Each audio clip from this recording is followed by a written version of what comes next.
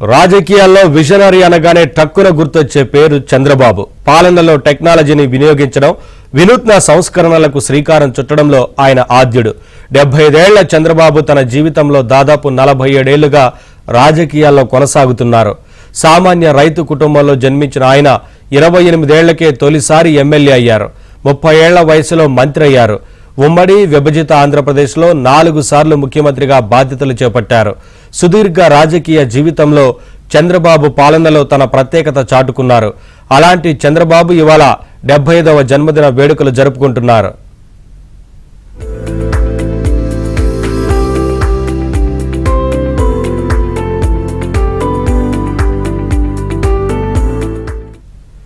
చంద్రబాబు 75వ పుట్టినరోజు సందర్భంగా మంగళగిరిలోని టీడీపీ కేంద్ర కార్యాలయం ఎన్టీఆర్ భవన్లో ఘనంగా ఏర్పాట్లు చేస్తున్నారు. ఉదయం పార్టీ నాయకులు కేక్ కట్ చేసి జన్మదిన వేడుకలను ప్రారంభిస్తారు. అనంతరం చంద్రబాబుపై ఇటీవల రూపొందించిన ఓ పాటను విడుదల చేస్తారు. పలు సేవా కార్యక్రమాలను నిర్వహించనున్నారు.